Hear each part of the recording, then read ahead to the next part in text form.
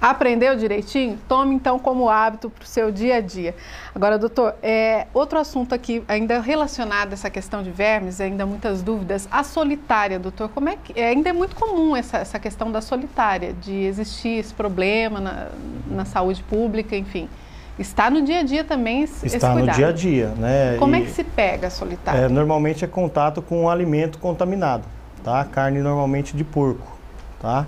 É mal cru, mal cozido, né? Então a gente tem essa facilidade. É um verme perigoso também, né? Se você, para o povo entender um pouquinho, pra você ter ideia, já existe verme, já foi encontrado verme dentro do intestino de uma pessoa de quase 7 metros. Quase 7 metros, isso, então ele expolia 3, realmente, ele consome tudo que a pessoa consome. Então dá anemias graves, né? Carência de vitamina, não desenvolve, dor abdominal, pode ter sangramento, né? Então é um verme bastante preocupante também. Uhum. Agora, com relação aos vírus, doutor, existem as gripes, quais outros vírus assim bastante comuns que as pessoas podem evitar? Na verdade, a gente tem vários vírus. Por exemplo, o vírus da gripe, só aí a gente tem quase uns 30 tipos, né? Aí existem vários vírus, como o vírus da dengue, né? Vírus que causam meningite, né?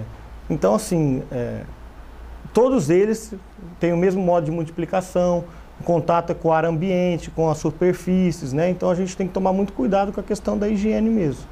Nesses casos, quais as vacinas podem ajudar, por exemplo, a prevenção com vacinação? Isso, a vacinação da gripe é uma vacina importante, tá?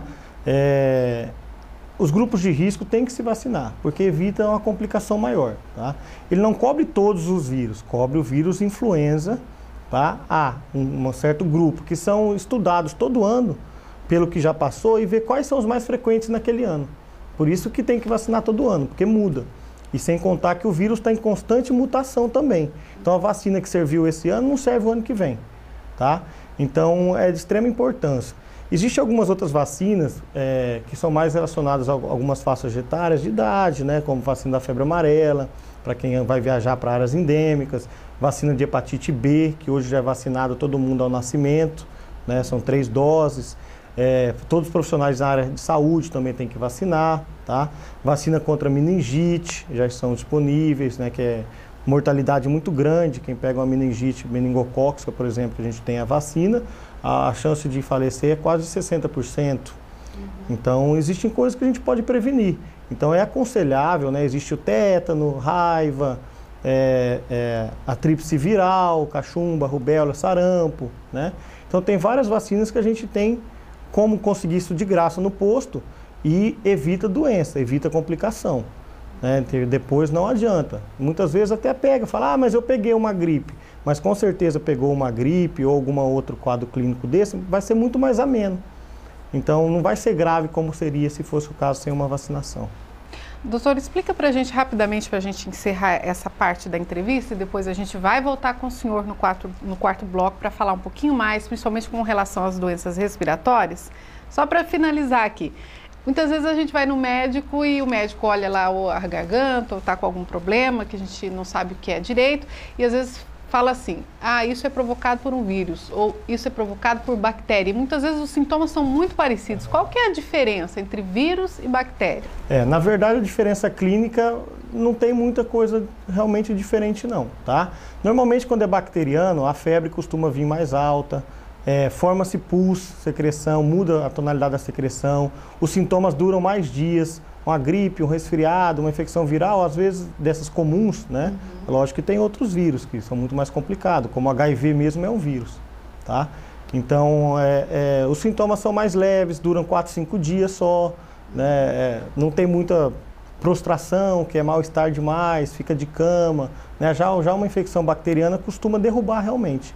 Então, mas a localização não muda, né? São pequenos detalhes que a gente tem uma ideia disso, tá? E para isso os tratamentos também são diferentes? Os tratamentos são diferentes, né? Infecções bacterianas normalmente necessitam de antibióticos, né? As infecções virais não vão resolver com antibiótico. Então por isso a importância de estar sempre consultando o seu médico, porque usar o antibiótico incorretamente pode levar à resistência. Daqui a um tempo o antibiótico que funcionava muito bem passa a não funcionar mais, né? E aí as doenças só vão se ficando cada vez mais forte e daqui a pouco não tem como combater mais. Inclusive, outro dia nós até falamos aqui no Saúde para Todos e vale a pena lembrar, nos tratamentos, por exemplo, de tuberculose, que pessoas que não dão continuidade correta àquele tratamento, já existe inclusive uma bactéria muito mais resistente, que está dando muito mais trabalho hoje para se tratar. Quer dizer, está aí a importância então de estar sempre procurar o médico, né, doutor? Nunca se sabe porque essa diferenciação correta, né, do vírus e da bactéria. Bom, depois do intervalo você acompanha o quanto é possível, o quanto é importante a qualidade da água. E você conhece o hipoclorito de sódio? Para que ele serve? Então nós vamos mostrar aqui para vocês, tá? Fique ligado, já já nós vamos voltar a conversar então com o Dr. Marco Antônio sobre esses assuntos que envolvem o nosso dia a dia. Não saia daí. De volta com Saúde para Todos, depois de você aí ver a importância da qualidade da água, para que serve o hipoclorito de sódio também no nosso dia a dia, para nos ajudar a nos defender então de algumas situações, né, de bactérias, por exemplo. Nós voltamos a conversar então com o Dr. Marco Antônio Gonçalves, que é infectologista, sobre outra situação, a baixa umidade do ar. É motivo para o aumento de internações? Com certeza, né, doutor? Há muitas situações envolvendo, principalmente a questão das doenças respiratórias nessa época do ano, né? Exatamente. Todo ano é a mesma coisa, né? A gente nota um aumento significativo nas infecções respiratórias, de várias formas, né? Principalmente são as características alérgicas, as asmas, as bronquites, as rinites, né? Que muitas dessas vezes complicam com uma infecção bacteriana por cima, vira uma infecção de garganta, uma sinusite, uma pneumonia, né, gerando internações, gerando problemas graves de saúde, tá?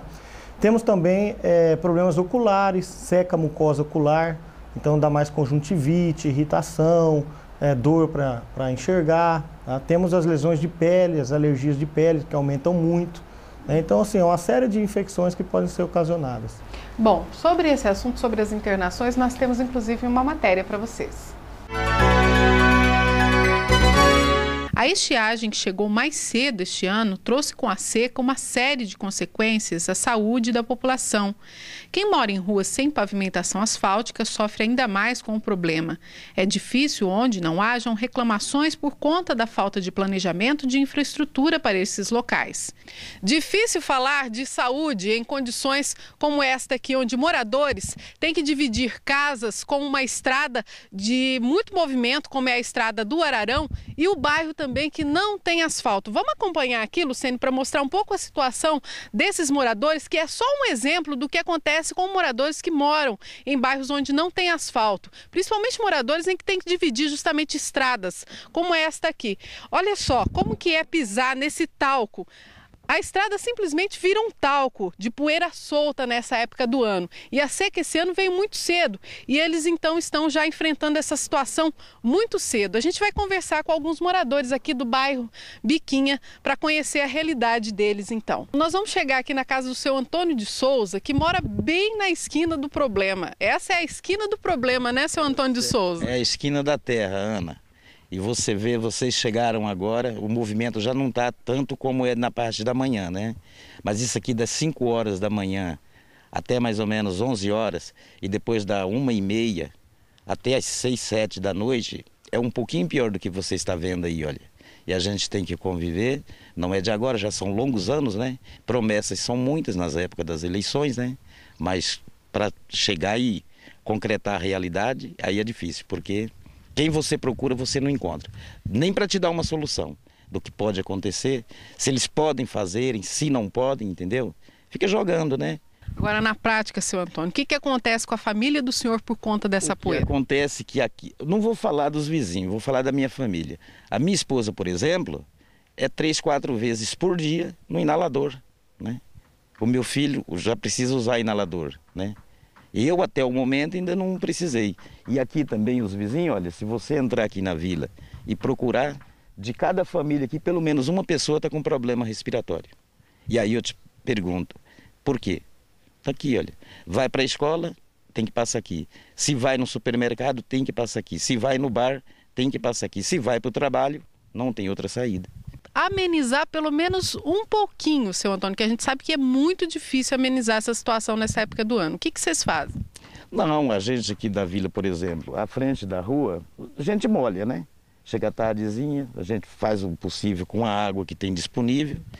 E no mais, à noite para dormir, já limpa a casa uma vez no dia, né? E quando chega a noite, todos aqui, pode procurarem que você vai ver que é uma realidade. Quando chega a noite para dormir, tem que fazer limpeza total na casa inteira para conseguir dormir, senão não tem como no meio do pó. Quando às vezes vem ali dar uma molhada, é porque a gente já ligou 3, 4, 5, 6 vezes. Porque caso contrário, eu acho que eles não sabem que existe isso aqui. Você entendeu? Acho. Eu acredito que eles acham que não existe, ou até calculam que pode estar pavimentado, né? Que na realidade não está. Sobreviver à poeira e à baixa umidade do ar é tarefa difícil. Isso porque, além de ressecar as vias respiratórias, no ar estão presentes vírus e bactérias. Muita gente acaba parando nas unidades de saúde por causa de complicações no sistema respiratório. Ainda não há uma estimativa recente do número de atendimentos nas unidades de saúde este ano em Tangará da Serra por causa da estiagem. Mas já são muitos os casos, inclusive de doenças como a catapora, com 2 internações recentes de crianças por causa de complicações da doença. Um alerta à população, principalmente com o retorno às aulas nas redes de ensino já para os próximos dias.